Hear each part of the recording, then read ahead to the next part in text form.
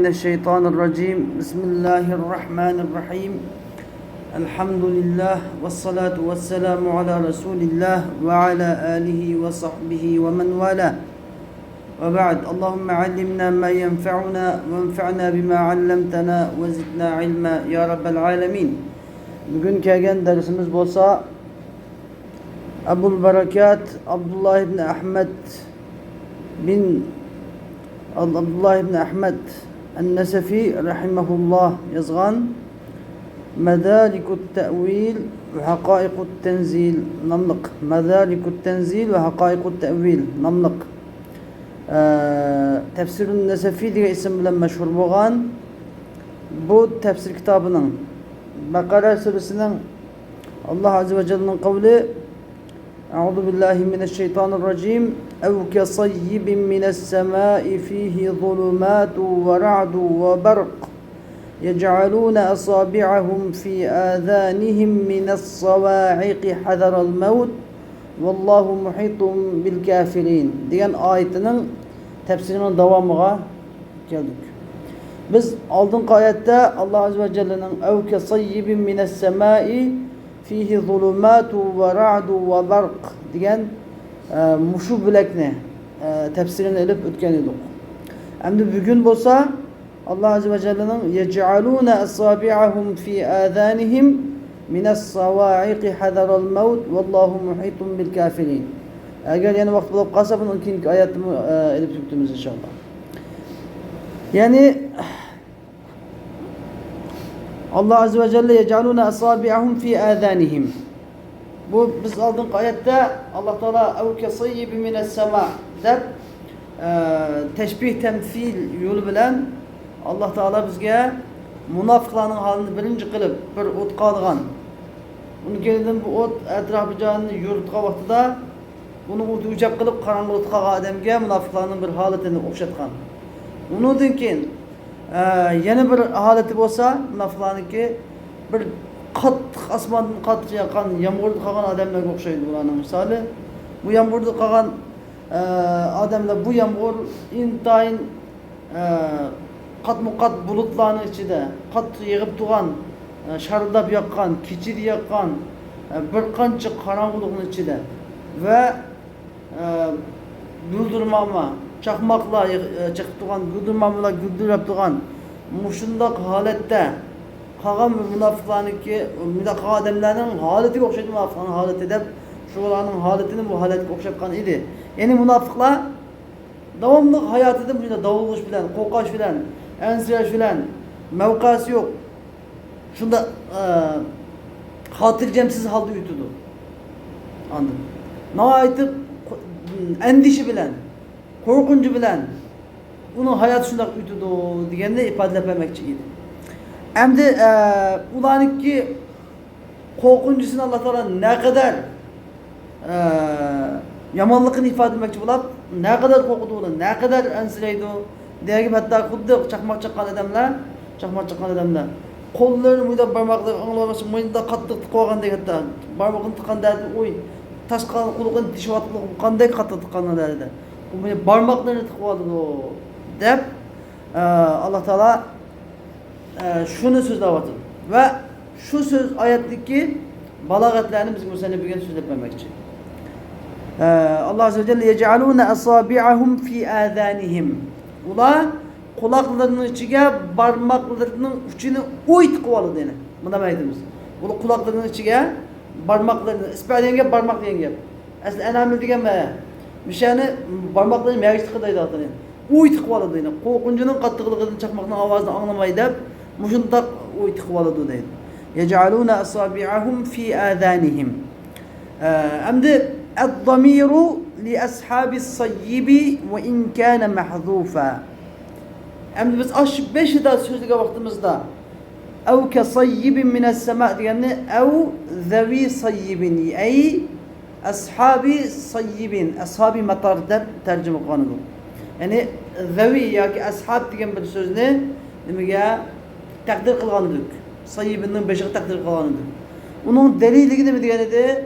Yani yec'alûne degan kim kelgan yec'alûne şu ashab deganning delili degan edi.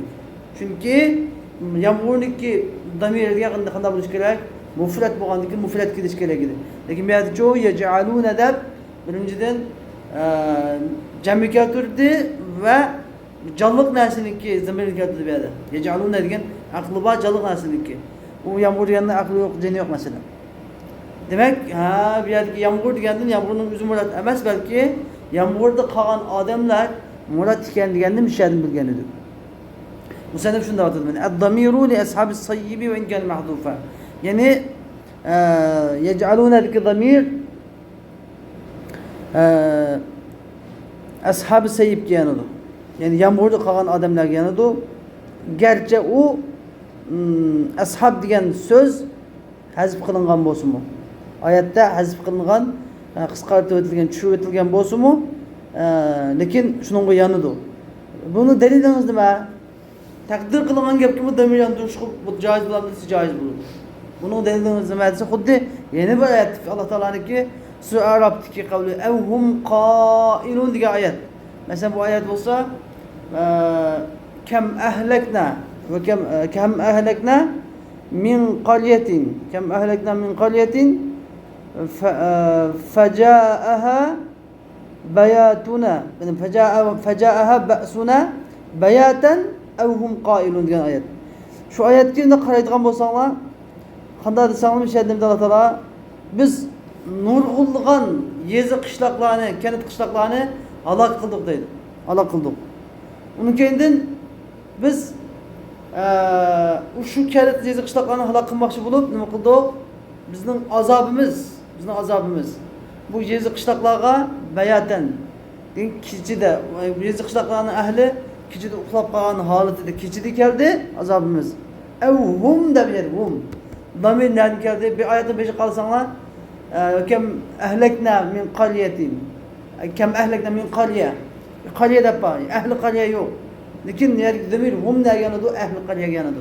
Demek aşağıdaki qaryatin demir ehl diyen gap muqaddar ekanligini ve berdeki damir aş muqaddarga qaytadiganligini deydi. O ayetimizde qaytgan, ma ayetim o'xshash, yani yec'aluna asabi'ahumda, yani ev ashabi sayyibin diye muqaddar ashabqa yec'aluna yanıdı deydi. Davat o'xshash. Ev qailun degan yani tushda aram qilayotgan vaqt, tushlik aram bilish. Masalan, tushlik meyda qaylula deydi, qaylula deydi meyda. Mesela hammadan tushda uxlaydigan vaqt var. Saat 11'den mesela pişimgacha vaqt oyliqda uxlashni yoki pishimdan keyin 1 saat uxlashni deb ataydi o qaylula. Tushlik aram bilish. Buni uxlash shart emas. Faqat lam yatsa bo'ldi. Qaylula qilgan bo'ldi. Yani ular qaylula qilgan holatida keldi ularga azob deydi. Nimish qadsa li anna al-mahdufa baqin ma'nahu wa in saqata lafzuhu. Nimish qiyat damir keltirdi desa, chunki hazf qilingan narsa degan hazf qilindi dedikmi, uning ma'nosi qolib qoladi. Garchi uning labzi saqit bo'lsa-mu, hazafa degan gap saqata degan gap, ya'ni tushib qoldi degan gap. Uning labzi tushib qolgan taqdirdami, uniki hukmi, ma'nosi nima qolib qoladi. Shuning uchun buni damir qaytirish joiz bo'ladi. Wala mahalla yaj'aluna li kawnihi musta'nafan. Hocam bilmazman dedi. Endi yeni bir mazmun bo'lsa, yaj'aluna asabi'ahumning musta'naf bo'lganlik uchun, musta'naf ya'ni yangidan boshlangan bir jumla bo'lganlik uchun jumlada grammatikalik bog'lanish yo'q. Ilgari jumlaning oldidagi jumla bilan grammatikalik bog'lanish yo'q. Shu sababdan atf qilinmasdan keltirildi. Ve yec'aluna asabi'ahum deb keltirmay, yec'aluna asabi'ahum deb atfsiz holatga keltirdi. Sizga shu balog'at darsida ismlarda bo'lish kerak. 5 xil holatda qanday keltirildi jumla? Atfsiz keltirildi dedi. Shunama 2 xil holatda atfli keltirildi, 5 xil holatda atfsiz keltirildi. Degan yerda shu 5 xil holatning biri shibih kamal ittisal, shibih kamal ittisal ve shibih kamal inqita. Yani cümlede qaraydigan bo'lsak, bir jihatdan qarasak, xuddi 5'deki bir cümlelerin alaqası badigidek turadi. Bir jihatdan qarasak, qat'iy alaqası yo'qdek ko'rinadi. Mushunda cümleni atfsiz holatga keltiriladi. Masalan, ma cümledeki yec'aluna asabi'ahum fi adanihim qarasanglar, bir jihatdan qarasanglar, yec'aluna asabi'ahum fi adanihim degan yangidan boshlangan cümle. Çünkü ilgirde أو كصيب من السماء فيه ظلمات ورعد وبرق deb yani bir nima yo'q fe'l mudari yo'q tamam majatni qaytgan bo'lsa ma fe'l mudari jumla fi'liya ilgiga aloqasi yo'qligidek ko'rinadi ammo yana bir jihatdan qarasangiz ma'ni jihatdan qarasangiz shu desa ma'ni jihatdan qarasa ya'ni u shu qattiq bir yomg'irda qolgan misolga o'xshaydi deb keltirib bir savol so'ragandek bo'ladi xuddi savol so'ragandek qanday savol ya'ni u yomg'irda qolgan odamlar u qattiq chaqmoq guldirmoqlarni qanday qiladi u chaqmoq guldirmoqlarni qanday qiladi deb bir savol kelishi kerak savol kelsa ular bunda qattiq chaqmoq guldirmoqlarda yaj'aluna asabiyan fi adanihim degan ilgirki bir savolning savol ilgirki muqaddar bo'lgan bir savolga xuddi javob bo'lgandek kelgan shu sababdan buni nima qilinmadi atf qilinmay keldi tushunammi atf qilinmaslikniki alomati shu bir jihatdan uzilib turgandek bir jihatdan ulashdigandek ya'ni demak ilgirki javobni savob ilgirki savolning bir javobi bo'lganda nima bo'lgan bo'ladi bu ulashgan bo'lamdi uzilgan bo'lamdi ulashgan bo'ladi tushunammi kamol ittisol bo'lgan bo'ladi agar men beraman deb adam savol so'rasa uning javob bersam bu javobni voqatamdimi voqatmaymiz masalan hal jaa zaydun desam jaa zaydun deymiz naam deymiz va naam demiz yo'q va naam demaymiz demishqa shu savolning javobi mojihatda nima ekan kamol ittisol ekan ammo ilgirki jumlalar o'xshamaslik tarafdan uzilish bor anladin demak shunday yerda atfsiz keltirish joiz tushunammi o'shani foydasini bilish shunga balog'atli uxlab tashlab qo'ymay bir shayga selish o'rgansan bo'ladi yaj'aluna asabiyan fi adanihim xo'sh endi shuning uchun nima bo'lmaydi ilgirki aytmas dedikmi ilgirki aytmagandan keyin ilgirki jumladan bog'lanishi bo'lmaydi jumladan buni deymiz arabchada la mahalla lahu min al-i'rab la mahalla lahu min al-i'rab degani ya'ni ilgirki jumla bilan grammatikalik bog'lanishi yo'q deymiz keyingisidan bor ilgirkisida yo'q la mahalla lahu liyaj'aluna va la mahalla liyaj'aluna likawnihi musta'nafan deydi xo'sh li'annahu xo'sh yana bir sabab chunki li'annahu buniki jumla musta'naf bo'lishiniki sababi deydi nima uchun jumla yangi jumla bu deysa chunki alloh taolo zakara ar-ra'da wal barq ala ma yu'adhinu bish-shiddati wal hawl yoki zukira degan zukira desak bo'ladi lamma zukira ar-ra'du wal barq degan gap guldirmoq bilan chaqmoq zikr qilingan vaqtida ala ma yu'adhinu bish-shiddati wal hawl ya'ni shundoq bir holatni ustidagi yu'dinu shiddati qattiqlikni va qo'rqinchni bildiradigan qattiqlikni va qo'rqinchni bildiradigan bir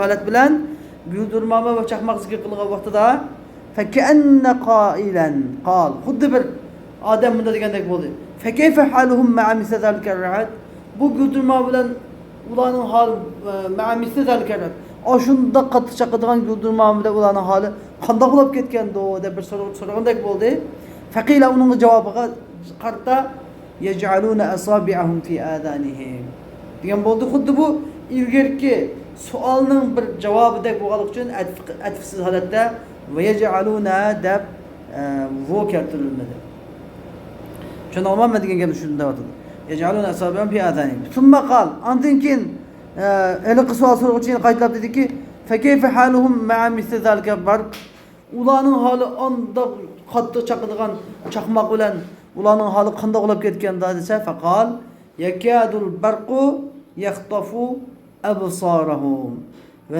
chaqmoq ularning ko'zlarini shu tezlikda ilib ketgani tasliq qildi deb belirgen şu an bu demek bir şey cümledeki bir qancha cümle yec'alun asafa fi adanihim ama kinki oyatdiki yaqtafu yakadul barq yaqtafu absarahum kullama azlama alayhim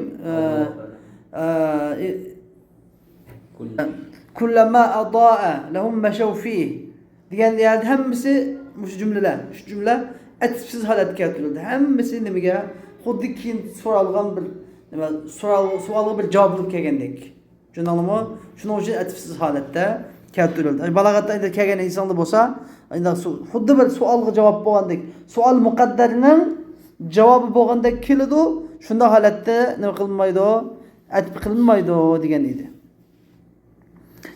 فقال يكاد البرق يخطف أبصارهم. وإنما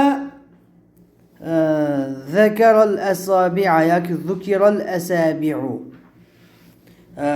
أمد الله تعالى نكى يعني كي يجعلون أصابعهم دب أصابع دب برمقلانة تلغي شيء ولم يذكر الأنامل دينجب أنامل دب برمق uçlarını tilganmadı. Demek yani ve ruusul asabi diyen bilen anamin otursundan ba hadf ba çunalma. Min icaz bil hadf ba. Yani velem yezkuril anamila ve hiye ruusul asabi. Ve ruusul asabi hiye leti tucalu fil asa çunalma. Balagat qaisi icaz bil hazf kaidesi boyunca eğer yenidiki bir narsa karina dalalet kılsa hazf kılması mı buludu cümle çıkartış için icaz bil kasır, icaz bil hadf de ağlaşılama. Bir şeyde velem yezkulil anamila ve ruusul asabi de koydu bir ne bildik biz. Demek el anamil hiye ruusul asabi. Şunu anlama. Anamil diyen ne diyecekken parmakların uçu. Benim yan ismi, bayan ismi anamil. Makam uçu parmak. Şunu anlama. Hem de Allah Teala mi de asabi de parmak da kaldı. Parmaklar da kaldı. Enamil parmakların uçuları da kaldı. Ve anamil diyen ne doğru parmakların uçuları doğru uçudur. Ve ruusul asabi parmakların uçu yelleti tucalu fil adan kulaklarının içi tıkıldığın nasip olsa kası doğru parmakların uçudur. Parmakların hamiz tıkılmaydı. O aran kulağının parmakların uçu aran patıdır kulağının içi. Nemiş kımında akıl edilse es-sebep ittisa'an mef'ulul lahma. Yani li ecli ittisa'. İttisa' diyen yani mecaz lugavi. Bunu mecaz lugavi deyimiz. Yani mecaz ne cidden? İttisa' diyen yaptık ki bir manası mecaz. Mecazen. Mecaz yoluyla. Bunun ne deyimiz? Kanda mecaz. Mecazının 20'ne çıkıl alakası var. Şunu alma. Alakatul mecaz 20'ne çıkıl alakası var. İnşallah ders bakan tefsiriyatla betvasanla buladı.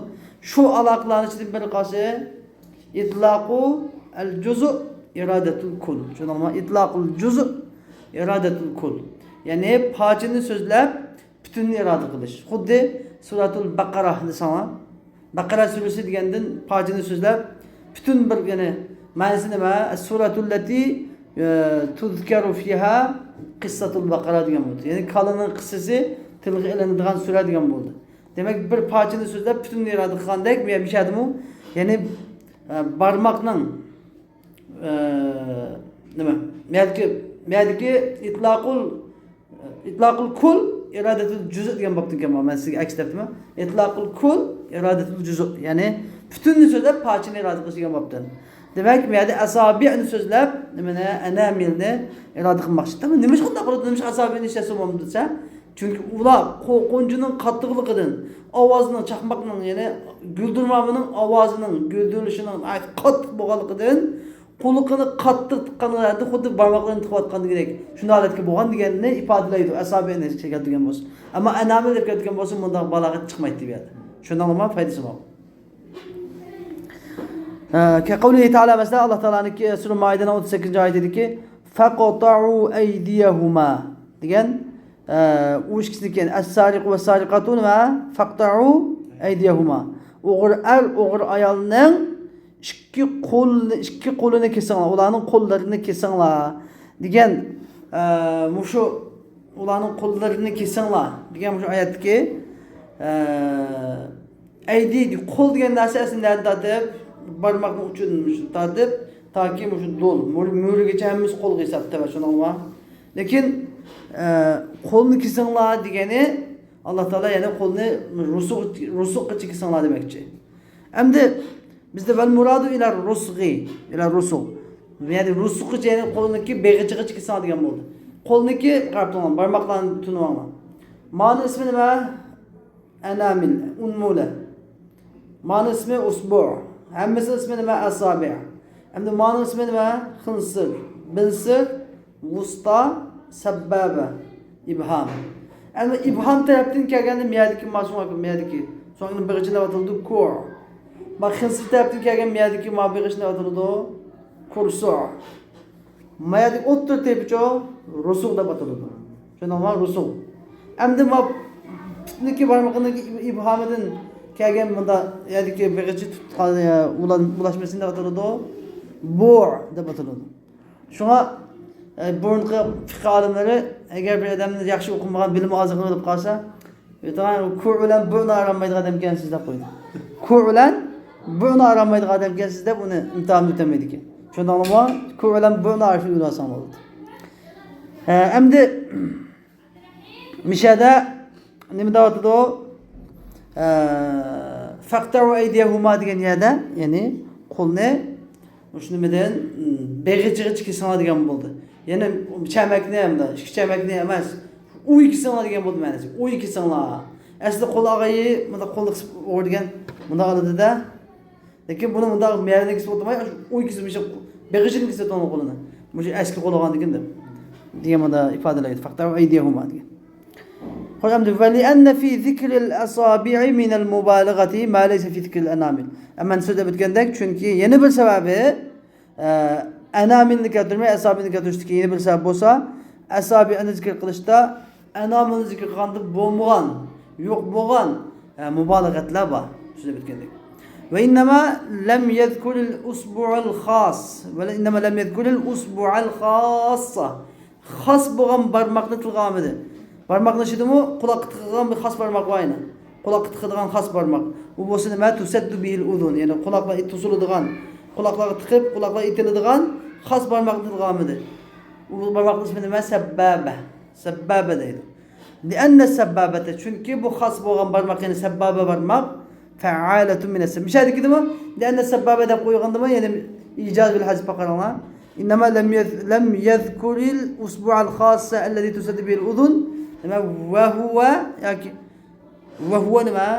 وهي السبابة لأن السبابة تدف لأن السبابة فعالة من السب çünkü سبابة يعني فعالة مثلا سب نشقن سب تلاش سبابة يعني تلغوش يعني تلغوش yani tıllaydıgan barmak birao tılmakçı olsa hey sen demiş kumda kızlar kolunu şıltıp tıllaydıgan işaret kıldıgan yani hakaret edilen barmak dep atıldı bunun atılışı.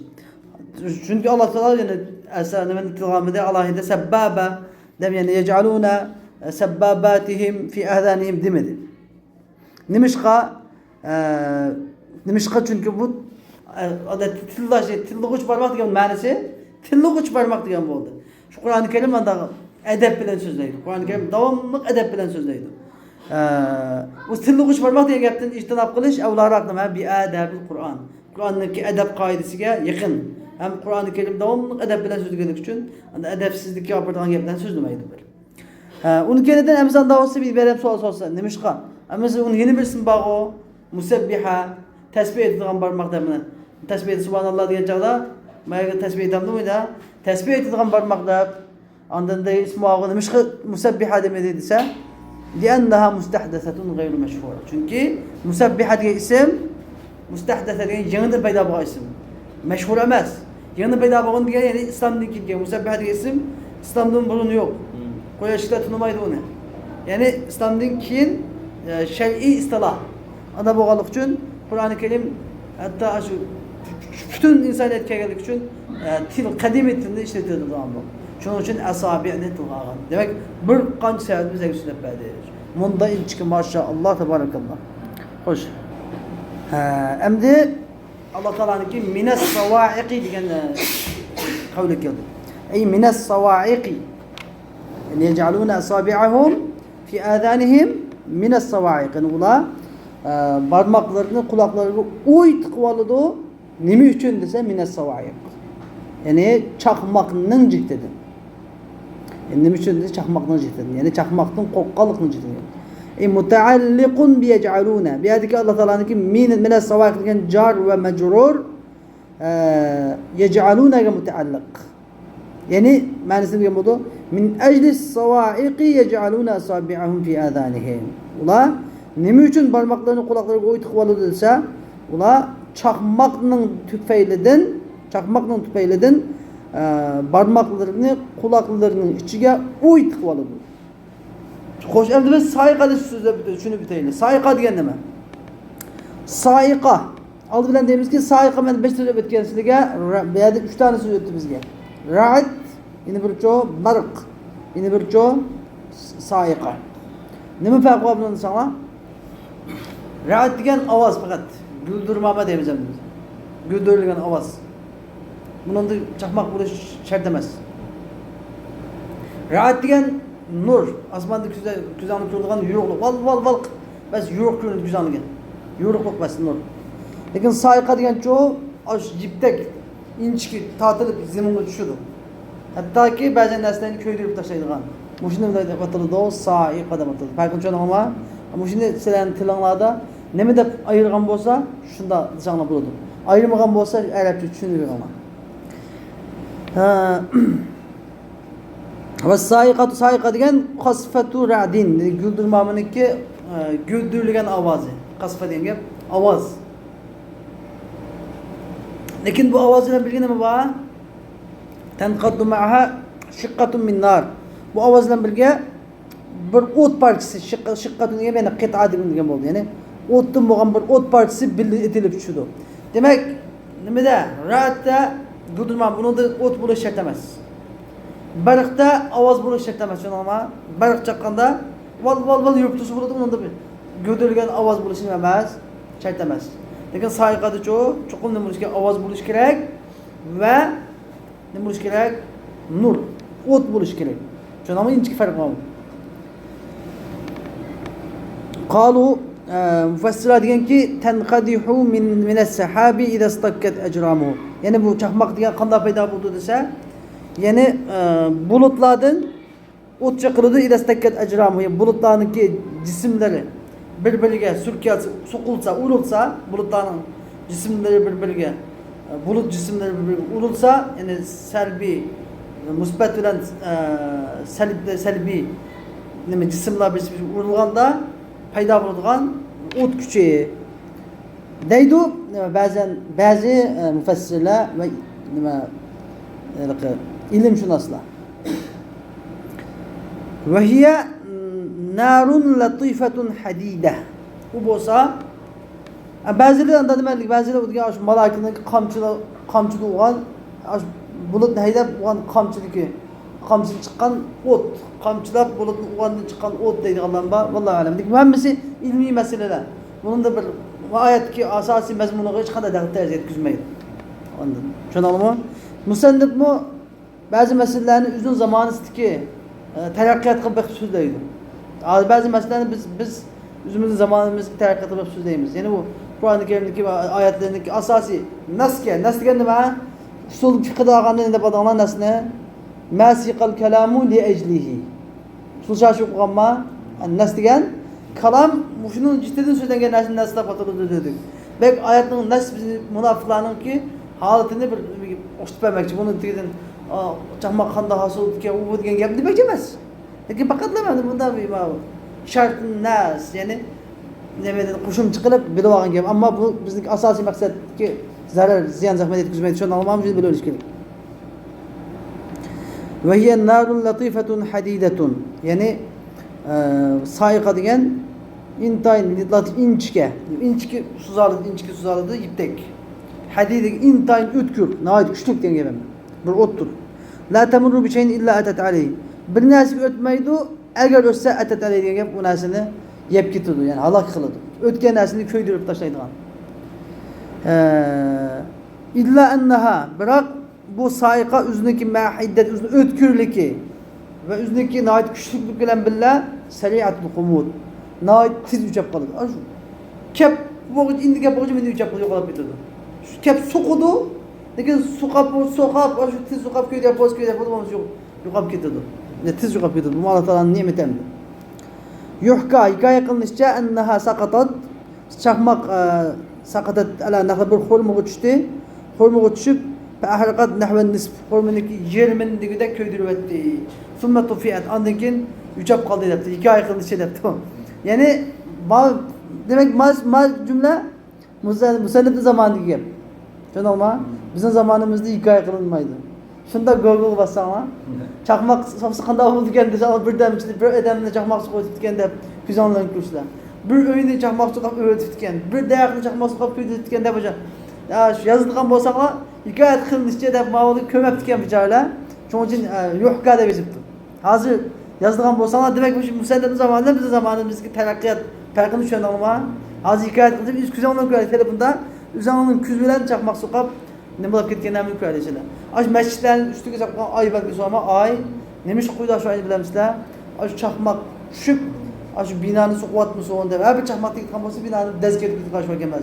Aş çakmak budur aş ayrı düşüp çıktı gibi. Yeni bitti. Şoň bilen çakmak düşmeydi. Şoňa igiz munalarning üstüge ay belki sokaşniki nemis sebebini bilsin şu.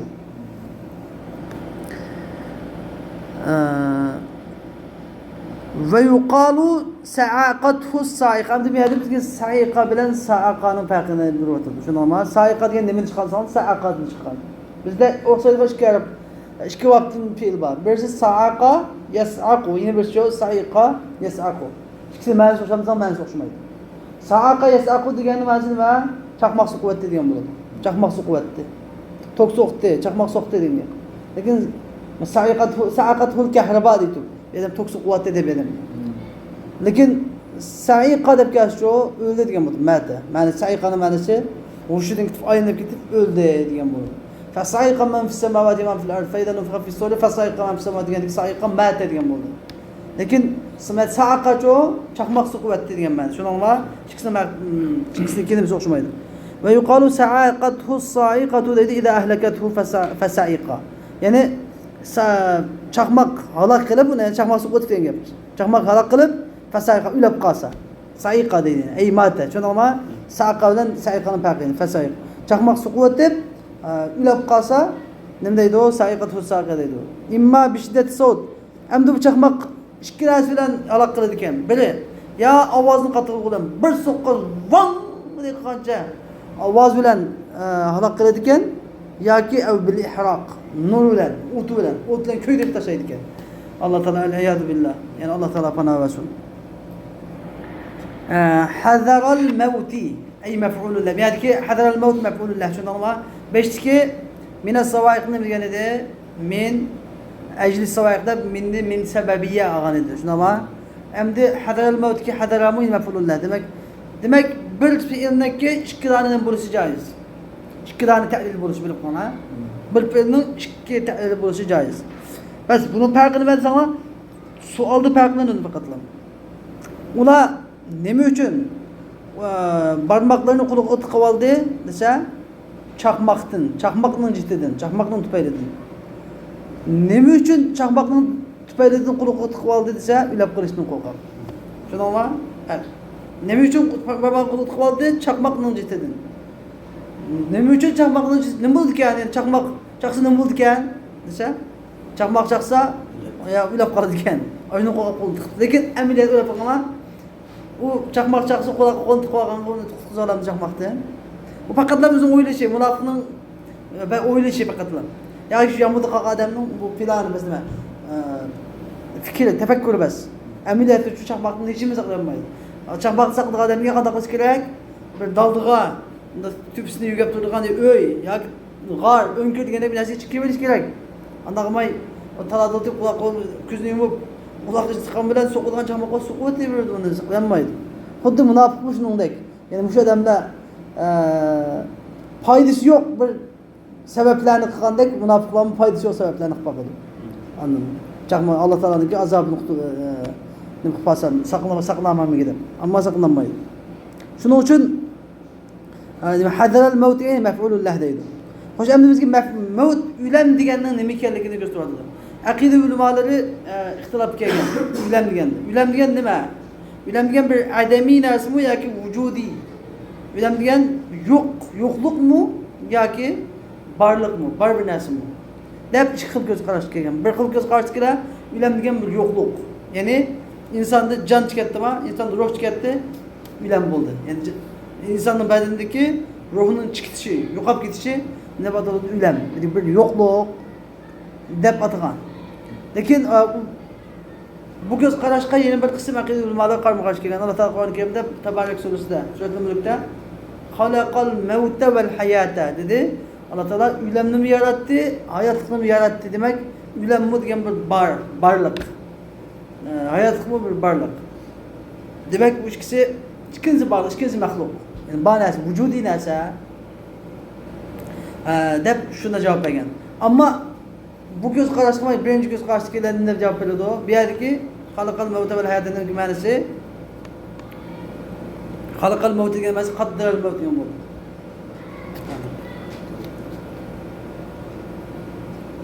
Qaddaral mavt deganda ularni taqdir qil degan bo'ldi, belgiladi. Belgiladi degan gap xalaqa degan gap faqat nimaga? Vujudiy narsaga xos. Ammo qaddara degan cho vujudiy va adamiy narsaga am. Anladın? Ülemni belgiledi dese onu bir yarattı degan ma'no chiqmaydi deb javob bergan. Demak, vallohu alam ikki xil ko'z qarash bormdi. Musannif birinchi ko'z qarashni avval aytgan degan gap shuni kuchliroq demoqchi da'vat. Ya'ni ulam degan nima? Fasadu bunyatil hayvon. Jonliqning binosining bunyat degan gap qurilishi. Jonliqniki qurilmasining buzilishi.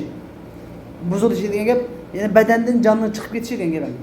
Badandan jonning chiqib ketishi deb tushundim. Aw aradun yoki ikkinchi xil qarash bo'yicha yoki bir hodisa. Arad degan barliq demakchi, maxluq. Yoki bir hodisadir. La yasihu ma'ahu, bu hodisa bilan ihsos, sezgi a'zolar ishlamay qoladi. Bu hodisa badanda yuz berdimi? İnsan gap qilay deb gap qilinmaydi. Anlay deb anglayolmaydi, kulay deb kulolmaydi, mangay deb manganmaydi, harakat qilolmaydi, shu yetib qoladi. Shunda bir holatdan bir holatga o'tkish bu. Demak, hozirgi holatdan barzax olamiga o'tkish. Bu muaqibul lil hayot. Ya'ni muaqib degan munavib. Ya'ni hayotlikning, tiriklikning oqsidan keladigan. Tiriklik ketdimi? O'ni keladigan. Ulamni tiriklik ketdi, ulam keladi. Ulam ketdi, tiriklik keladi. Bunda tiriklikdan navbat ishlaydigan. Xuddi kun chiqsa, oy kirib ketadi, oy chiqsa, kun kirib ketadi.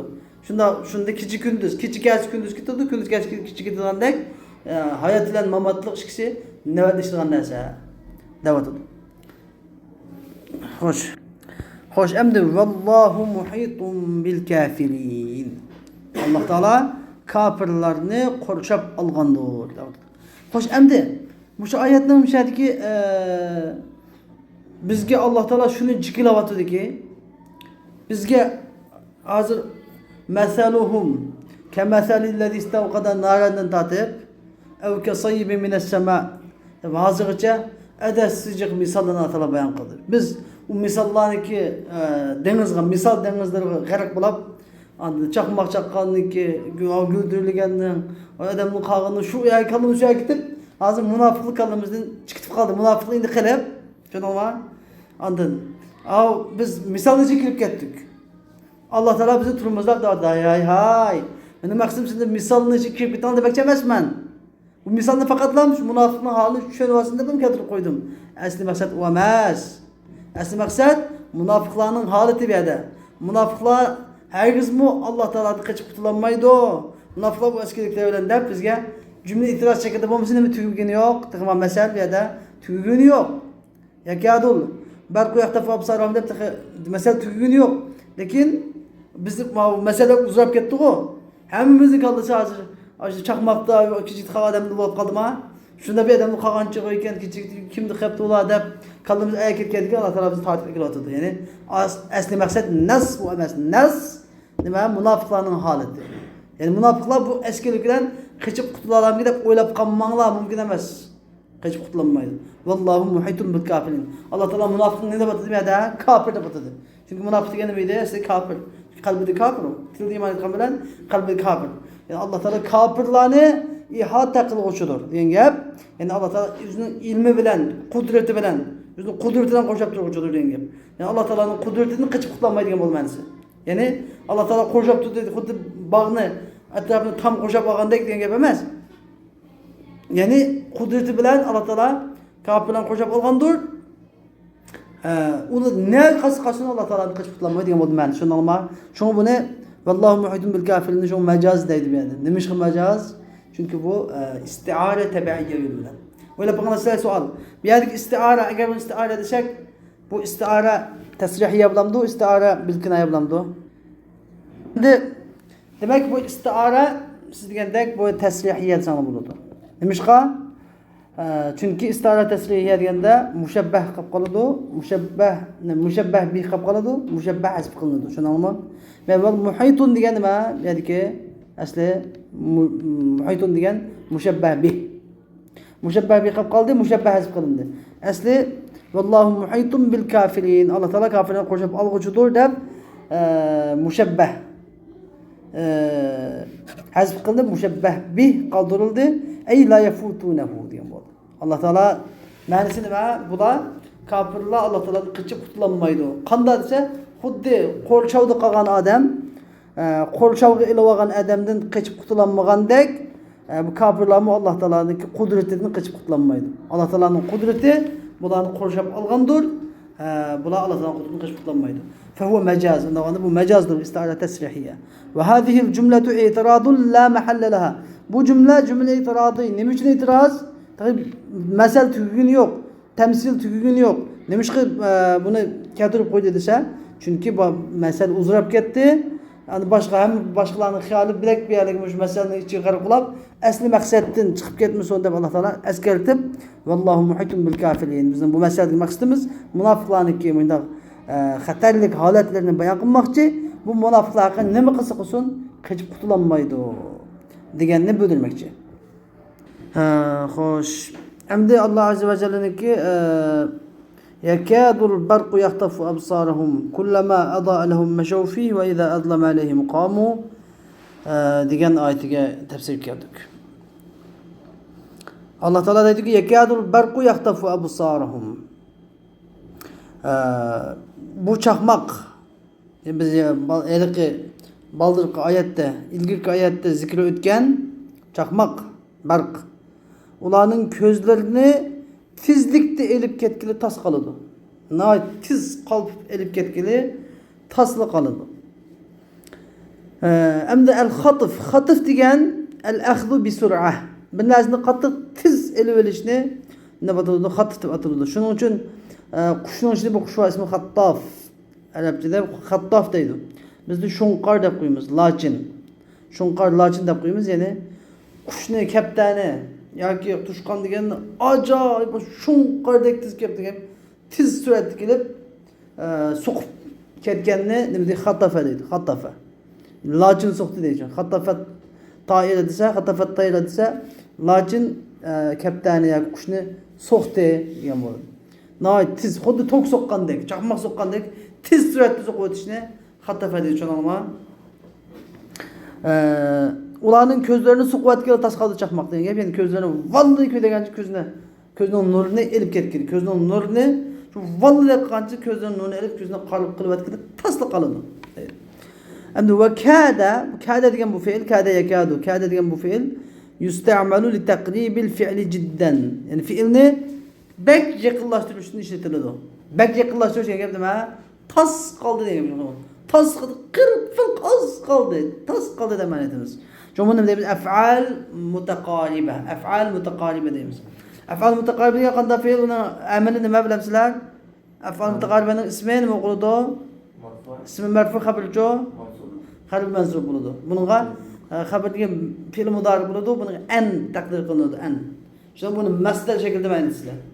Xuddi yakadul barqu yaqtafu absarum deb fashshu qildi hozir marfu bo'ldi, lekin buni sizlar yakadul barqu an yaxtafa absarahum deb, ya'ni ular dedi bu chaqmoq ularning ko'zlarini tizlikda elib ketgili tas qoladi deb masdar shaklida ma'naytganda. Shuni mahallisini nasb deydigan gapaniki xabarini. Yakaduniki xabar. Ve mevdi'u yaxtifu nasbun da'vatibadi.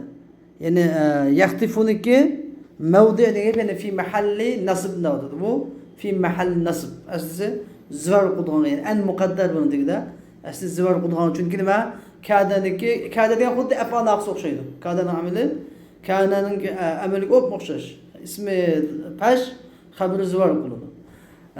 Lekin bunga an taqdir qilinadi. An taqdir qilinib an zivar deymiz. Bo'lmasa pash qo'laveradi. Xuddi bu yerdagi yakadul barqu yaqtafa absarum demi, nima yaqtafu deb o'qidimi? Chunki an muqaddar qilgan holatda nima qiladi? An yaqtafa deb o'ylaymiz. Zivar deb o'ylaymiz. Amaliyotda pashu qiladi bu. Ma'ni bilaman. Va mavdu'u degan buniki bu yaqtafu nasbun deydi. Mavdu'u yaqtafu nasbun. Yaqtafuniki grammatiklik o'rni zivar. Li'annahu xabaru kadan. Nimish xazi chunki u kadaning xabaridir. Kadaning xabar degan zivar qiladi deydi. Kullama adaa lahum degan har vaqt ularga chaqmoq chaqish orqali ularning oldidagi narsalar yursa, bular mashawfi. Yurgan vaqtning hammasida mangadi. Yurgan vaqtning hammasida mangadi, yurimiz mangmaydi. Kullu, kulla Allah Teala'nın kulla degan so'zi nima zarf, ravish. Va ma kulla ma degan ma nakira mavsufa. Yani nakira mavsufa degan nima ma'nosida shay'un degan ma'noda, yani nakira ma'no aytiladi. Nakir bir narsa. Ya shay'un, ya vaqtun ya degandek bir nakira bir ma'no aytiladi. Shunga ma'noda nima aytishlar? Vaqt deb shuna. Kullama deb kelsin, deymiz uni har vaqt. Har qatim, har vaqtda ma'no aytamiz. وما نكرة موصوفة معناها الوقت كل وقت جمود والعائد محذوف كل ما دك ما نكرة موصوفة عندك ونكبر عائد بلش كلك عائد قد خش محذوف تور عايز بقولهم وجود يعني أي كل وقت أضاء لهم فيه يعني ular uchun yurgan vaqtning hammasi degan bo'ldi. Ular uchun yurgan vaqtning hammasida demek nima ish ular uchun yurgan vaqtning, olam yurgan vaqtning hammasida degandagim bir mutaalliq jumla chiqib qoldi. Mutaalliq bo'lish kerak. Mutaalliq nereden sana? Vel amilu fiha javabuha. Bu zarfniki amili. Zarf degandagi cho'qim buni bir fa'il bo'lish kerak, tushunarmi? Zarf degandagi cho'qim amilining bo'ladi, fa'il bo'ladi. Fi'il fa'il. Shu fi'il nereden sana? Vel amilu fi zarfniki fi'il fa'ili nerede? Javabuha. Zarfning cevabı. Yani kullama degandagi ma shart shartning ma'nosi bor unda. Zart bo'lgan bilan shartning ma'nosi bor. Zarf bo'lgan bilan shart ma'nosi bor. Demak, ma bilan birlashgan ekan. Kullama deb. Bu shuning javobi zarf sharti yaniki javobi mashaw fihi kullamaniki nimasi amili bo'ladi. Shu ma'no qanday aytamiz? Shu ularga atrofi jahon yurgan vaqtni ularga chaqmoq chaqish orqali atrofi jahon ularning oldi yurgan vaqtning hammasida mashaw mangadi. Ammo chaqmoq chaqib yurmagan vaqtda mangmaydi. Tushunarmi? Shu kulla nimaga mutaalliq ekan? Kulla mashawga mutaalliq. Tushunarmi? Kullama adaaga shartga mutaalliq emas, balki nimaga? Mashrut javobga, shartning javobiga mutaalliq. Bu shuni ma'ni qanchalik tushunadi sizlar. Yani ular yurgan vaqtning hammasida mangadi. Yurmagan vaqtning hammasida mangmaydi. To'xtaydi. Mashaw fihi degan gap ay fi dawihi. Shu chaqmoqning nurida mangoladi. Ve huve istinafun thalith. Emdi bir yerdeki kullama adaa lehum meşev fihi degan cümle bolsa, qancha 3-chi istinaf. Yakadul barqu yahtafu absarahum kullama adaa yaj'aluna asabi'ahum fi adanihim min as-sawa'iq hadar al-maut deganda birinchi istinaf bo'ldimi? Yakadul barqu yahtafu absarahum ikkinchi bo'ldimi? Kullama adaa lehum meşev fihi degan 3-chi istinaf bo'ldi. Istinaf thalith. Nimishqa hammasi chunki men deganda shibi kamal ittisol bor dedik ku orasida. Ka'annahu javobun liman yaqul. Anladin? Yoki nimada masalan bir odam savol so'rasa, yakadul barqata fa absarum. Ya'ni chaqmoq chaqirdi dedik-a, barmoqlarini quloqlarga tiqib oldi dedikmi? Shuning bilan bu chaqmoqning holi qanday? U chaqmoq qanday? Ularni nima qilib o'tadigandir ular? Ayda barmoq qo'ldan tiqib olguday, ayda bo'lsa barmoq u chaqmoqlarni nima qilib o'tadigandir? Gurdirmamning ahvolini so'rab qoldi. Gudumamni quloqni tiqib o'tgan bo'ldi. Endi chaqmoq barq. Chaqmoqni ular nima ish qilyapti desa, chaqmoqning holi ularniki ko'zlarini qarg'u qilib o'tkani tasliq qiladi. deb javob berdimi? Unda olgandiki bu xuddi bir savol muqaddarning javobidek bo'ldi. Shunga buni atf bilan keltimidi? Yaj'aluna asabi'ahum deb va yakadu deb keltirsa, asli yaj'aluna udul kelgan bo'ladimi? Lekin uni keltirmadi. Undan kullama ada'alahum mashawfi. Undan ikkinchi savol muqaddar, ya'ni ular anda chaqmoq yurgan bo'lsa, u yo'qlikni nima ish qiladi? Chaqmoq chaqqan uni nima ish qiladi desa, haqiqatan chaqmoq chaqqan yo'qda men oladi. Qarang'ilab qolsa to'xtab qoladi. demek bir sual mukadderin cevabı. Demek hem mesaj etkisiz halette. Ve kullama demedi ve yakad demedi. Şu anlamına sebep şu da. Ve huve istinafun salif. Üçüncü yana cümle ki ennehu cevabun. Huddu bu lime yakul mundak diyen bir adamın cevabıdır. Mundak diyen bir adamge cevaptır. Keyfe yesna'una fi talatey hufukul barqi ve khfiyeti. Ula çakmaklıki hufuk diyen lemeh diyen çakkan. Çakmaklık çakkan ve khfiyeti diyen ve mehfi boğan diyen çıkıp nuru üçep kalan iki kıtımda taala diyen kıtım diyen iki kıtımı da çakmak çakkan çakda ve çakmak çakmagan çakda çakmak çıkıp alem yurgan çakda ve çakmak çıkıp bulap alem karan koğan çakda bu iki kıtımda onu nemiş kılıdı o dep sual sorsa bunga kullama ada lehum meşufi ve iza azlam aleyhim qamu dep cevap begende şu sebepten demege etkisiz halet getirilgen. Şu bu etkisiz halet getirmesiz imtihan mürekkep mesela inçke. Onu boşlakça balagatga bu adam tushunib olmaydi. Xo'sh, endi ve hada temsilun li şiddetil emri alel munafiqin. Endi mana bu ayetdagi yani bizga xulasini ve şebahni xulasini temsilini teşbih temsilini xulasini bilib o'tadi. Ve hada temsilun li şiddetil emri alel munafiqin. Bu ayetdagi yec'aluna asabi'ahum fi adanihim من الصواعق حذر الموت والله محيط بالكافرين يكاد البرق يخطف أبصارهم كلما أضاء لهم مشوا فيه degan bu ayetdeki çakmak ularning ko'zlarini qalb og'ili tiz qor qilib tasdiq qiladi har qatim ularga chaqmoq chiqib alam yo'rg'anda mengib oladi degan bu holat bo'lsa temsilul li shiddatil amri alal munafiqin yani munofiqlarniki ishining intayin qattiq yani qiyin ekanligini bir şiddeti ala ashabi sayib. Bu yağmurda kalan adamlarınki, yağmurda kalan adamlarınki işinin nait qiyin ekanligiga o'qishdi. Bu yağmurda kalan adamın nait qo'rqinchi da, hele chaqmoq chaqamdi ki, hele yağmurda qalib salda qalamdi menki. Hele chaqmoq yurgamni etib deb quloqlarini yutib, oyni qo'rqinchi deb bir ham yursin men vaqandek, nega bo'lishini bilmay qarang'ida. Gangrab tinab qolgandek munofiqlar xuddi shuni aynida qapliqda. Nima qilishini bilmaydi, nega bo'lishini bilmaydi, davomli iztirobda dekki dükkide yaşaydı. Ve ma hum fihi min gayet tahayyul vel cehl ve münafıklarınki intayin gayet zor hayranlıkta ve cehalet ekanligini bima ya'tuna ve ma yadrun. Yani nima o'qishtildi? Ma yamuda qolgan odamlarning kiladigan va ma yadma ta'kidadigan yerlarga. Yani nur yozsa mangadigan, nurimiz to'xtab turib oladigan mangmaydigan. Bunda holatiga o'qishtildi. İza sadafu min al-barqi khafaqatan. Ular bu çakmaktan bir çıkışıga duç gelse, doğru gelse, hafaqa denge bir çıkış denge, çakmaktan bir yürüyüşü.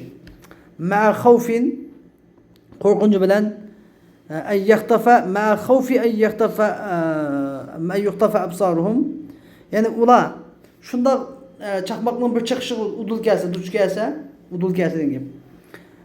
Ularniki ko'zlariniki tiz surati elinişi yani qarg'u qilib o'tishida chaqmoqning yo'riqligi ko'zlarini nihoyat tiz suratda qarg'u qilib o'tishidan ansirash bilan birga nima qiladi intahazu tilkal khafaqata fursa ashu chaqqan chaqmoqniki shu qatimini fursatni g'animat biladi intihazga ihtanamu al fursa shu chaqqan fursatning yo'riqini g'animat bilib nima qilib oladi fursatni g'animat bilib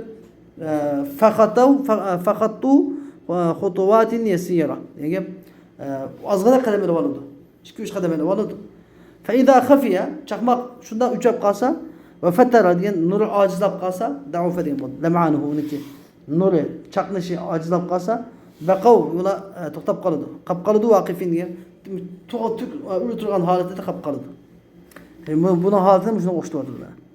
Ve ada'a emdi ada'a diyen fiil müteaddidir. Yani ki müteaddi. Bunu iki manası. Abaytım ben fiil lazım bu manada ifadedim.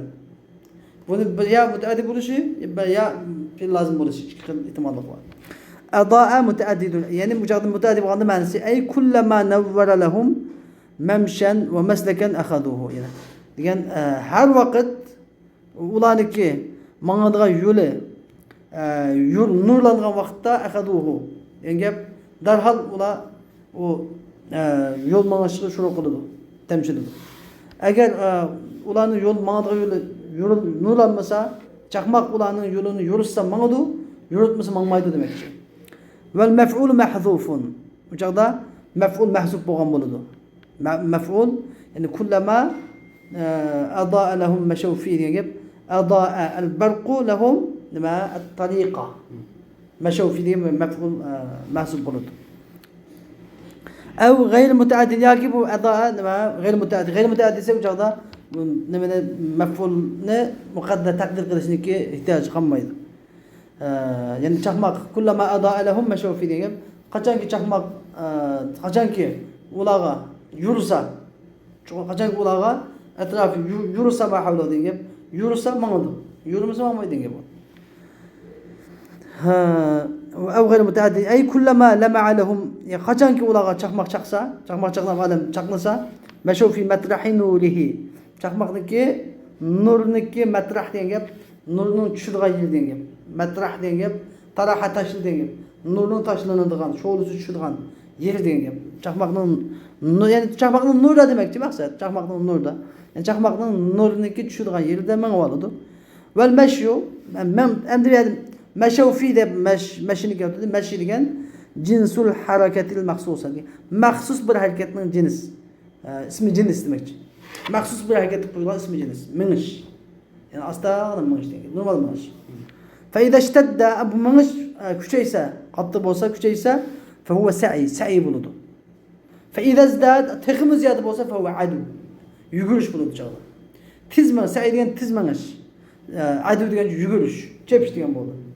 Yani atının çepişine adişin vel adiyati dabhada vel tala çapkan atını kertu deyna. Xuddi şunu deyik.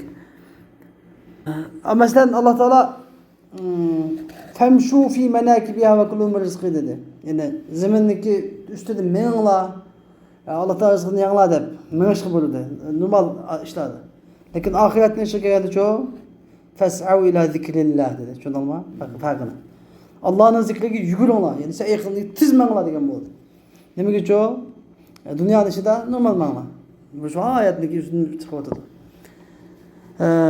Ve iza azlama alayhim qachonki ular qarong'ulab qolsa adlama g'ayr mutaaddi miyadiki adlama af'ala babug'um bilan degan o'zi g'ayr mutaaddi tushunadi ba'zida mutaaddi g'ayr mutaaddi bo'lib qoladi endi shuni nima deymiz zaluma yani qarong'u bo'lib qolsa deymiz qarong'u qilsa demaymiz qarong'u bo'lib qolsa ularning atrofi qarong'u bo'lsa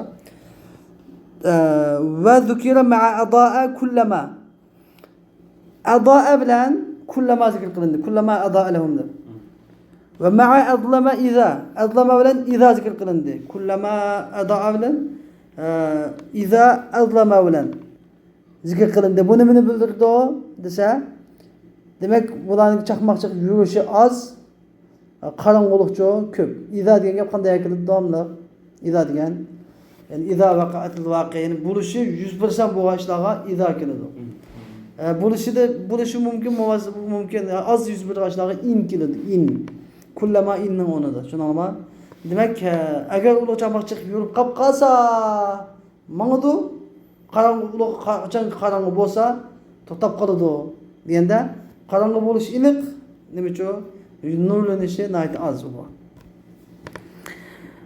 li'annahum chunki ular hirasun degan gap asli harisunni ko'pchiklaydi harisuna degan bu chunki ular hirasun hirsman nimaga ala vujudi ma hammuhum bihi ma'qudun min imkanil mashi chunki ularning g'imi bo'lgan ularning g'imi maqsadi hammuhum ay qasduhum degan ularning maqsadi chigilgan nima min imkanil mashi minishning imkoniyatidan iborat uning maqsadi chigilgan narsaning bor bo'lishiga herisman nur yiqilsa ve mang'asa deb maqsadi shuningda فكلما صادفوا منه فرصة انتهزوها.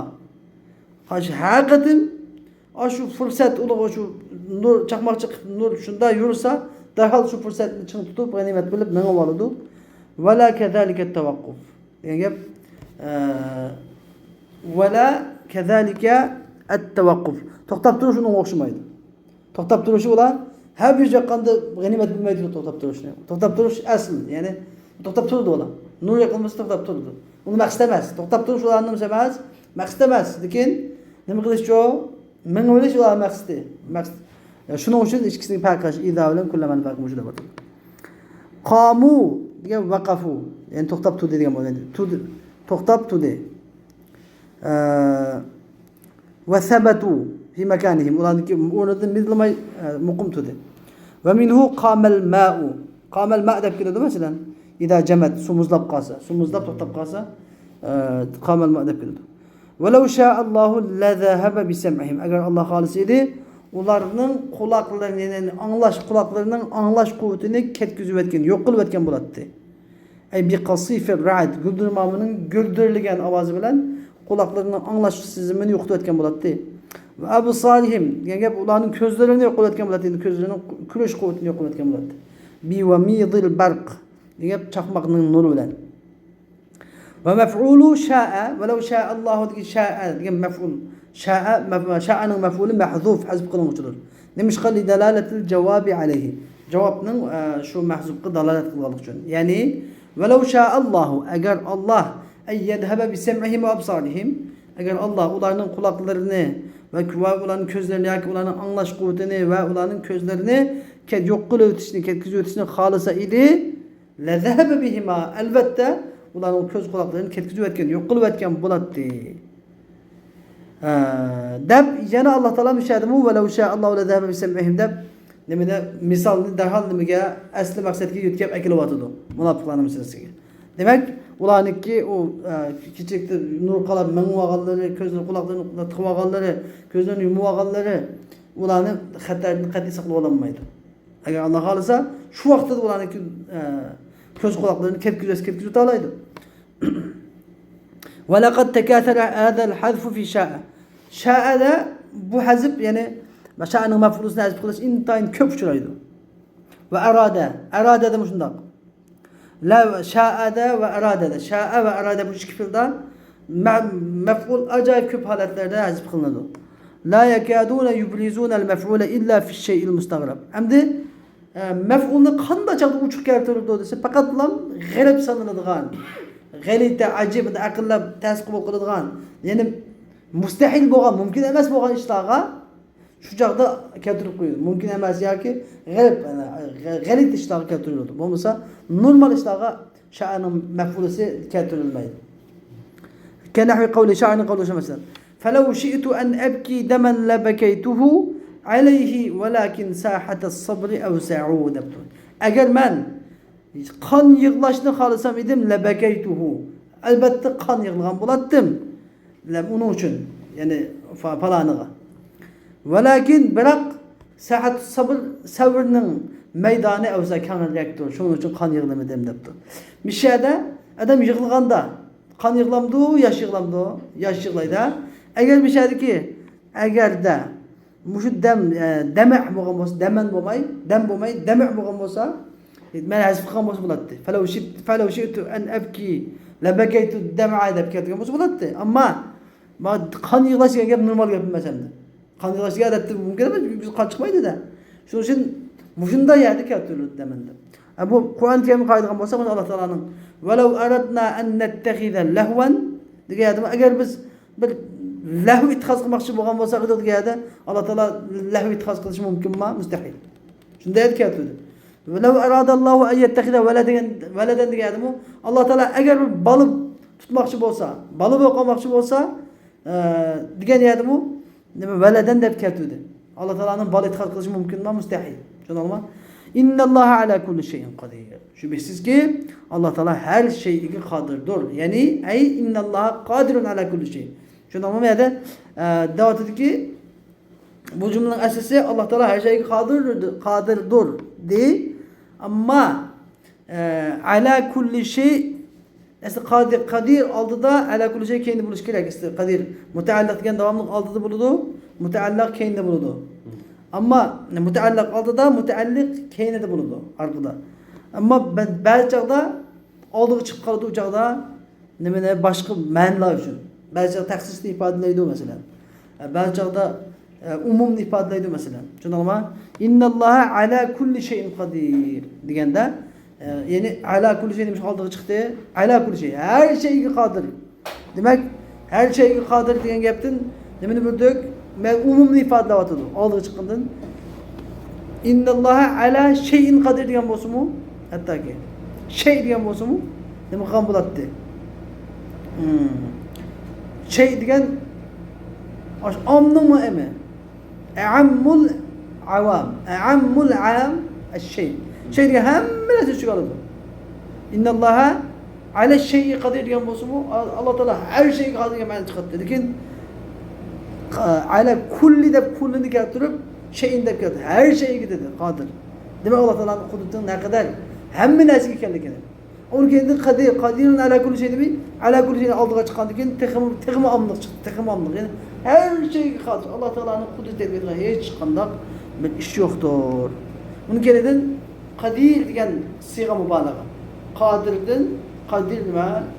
Intayin qodir, ajoyib qodir, nihoyat qodir degan, nihoyat qudrat degan ma'no bildiradi. Demak, bu shunday balog'at fasahati bor. Demak, endi bu oyat kerimdagi boshida hozirgacha mana masal mishat oxirlashdi. Xulos kalam ifoda imaram. Alloh taolo munofiqlarning misolini ikki misolga o'xshatdi. Birinchi qilib, ularning misoli bir o't qolgan odamning misoliga o'xshaydi. Xuddi ularniki nima qilish uchun kechida qorong'uda manfaatini uchun o't qolib, o't o'chib ketgan odamga o'xshaydi. Xuddi munofiqlarmi bir manfaatlanish uchun bu hayotda dunyoda jon saqlab olish, bu dunyoda foydalanish, moli g'animatlarni olish, musulmonlardan foydalanish uchun iymon etdi. Iymon etdilar.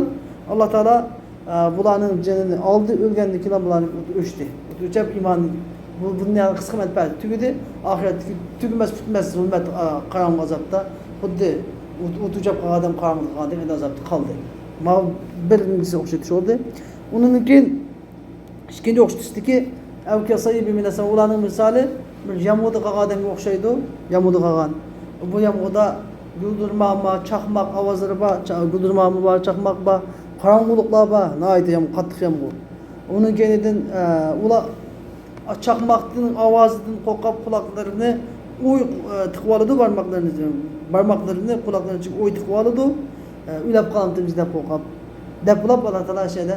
Demak, nimaga o'xshatdi bu yerda desa, bularga tushgan Qur'oni Karim xuddi osmondan tushgan, islom yoki Qur'on yomg'irga o'xshaydi. Yomg'irga o'xshaydi. U chaqmoqlar bo'lsa Qur'oni Karimdagi oyat dalillari, guldirmoqlar bo'lsa bular bo'lgan tahdidlar, ular qachon shularning haqidagi oyatlar bir tahdid oyatlar tushsa, qachon tahdid oyatlar tushsa, bular quloqlarini itib olib, anglamass selib, Qur'oni Karimning oyatlariga ko'nglini bermay, andin ko'zini ko'mas soladi, quloqini itib olib anglamass soladi. Tushunga olmaydi. Qachon ularning haqida bir tahdid oyatlar tushib, bular xatar bo'lib, gangrab qas to'xtab turib oladi. Qachon bular ularning bir foydasiga bir oyat yoki ularning foydasiga bir moli g'animatning kelib bir oyat foyda bo'lsa, darhol bilan buni oladi. Agar bu ziyonli so'z kap to'xtab turib oladi.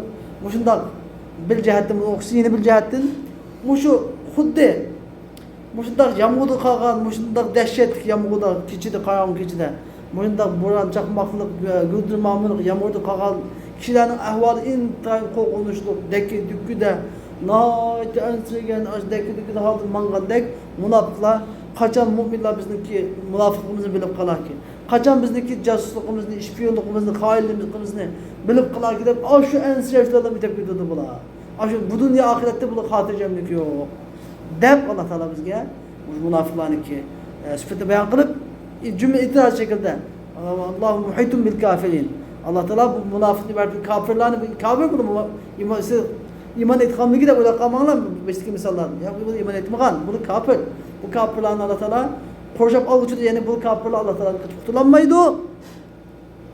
Alloh taolo bu kofirlarni halok qilishga shu holatida va keyin qanday jihatda halok qilib jazosini berishga Alloh tabiiy qodir. Alloh har shayga qodir. Alloh taoloning kuchi yetmaydigan hech qanday ish yo'q deb bizga shu misolni kamil so'zlab beryapti.